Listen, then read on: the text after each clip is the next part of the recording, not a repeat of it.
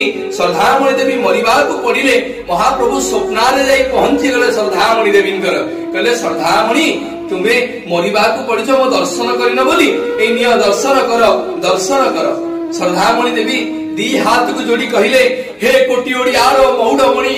हे लक्ष लक्ष जनतार जीवधन हे महाबाहु हे शरण पंजर हे चका आखि हे महाप्रभु पंकज मुख हे कालिया शांत आदि मु जेमती प्रभु आपण दर्शन करि पारलिनी जेमती प्रभु मु आपण दर्शन करि पारुनी एमती केते मां आपण को दर्शन करि पारुनांती केते भक्त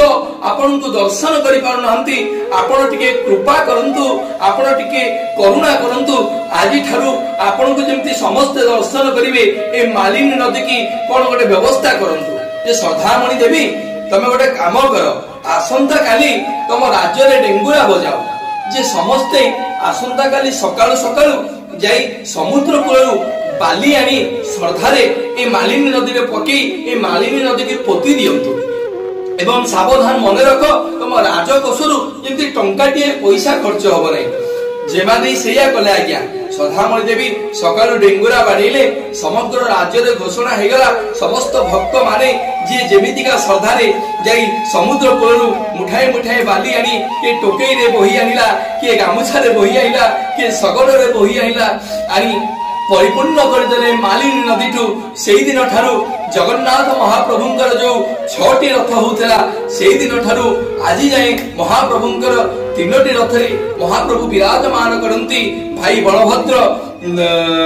तालध्वज रथरे देवी सुभद्रा दर्पदलन रथरे एवं कोटी ओडियार मौडमणि मो जगन्नाथे स्वयं जगन्नाथ महाप्रभु नंदी घोष रथरे विराजमान करी भक्तंग पाखु को जानती भक्तंग दर्शन करंती जगन्नाथ महाप्रभु भक्त मानव पाखु को जानती सेई दिन ठारू ए मालिनी नदी संपूर्ण भाव रे परिपूर्ण हो जाइतिला सेथि पई तो भक्त श्रद्धारे गाए हाथ रे मो मुठा मुठा सरधा बाली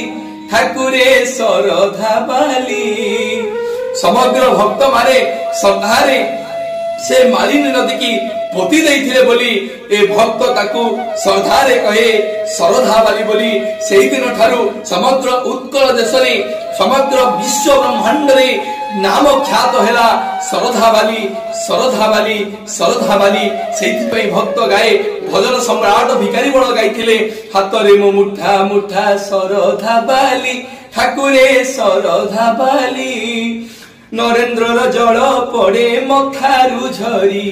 देहरे मो बोला बड़ दंडर धूली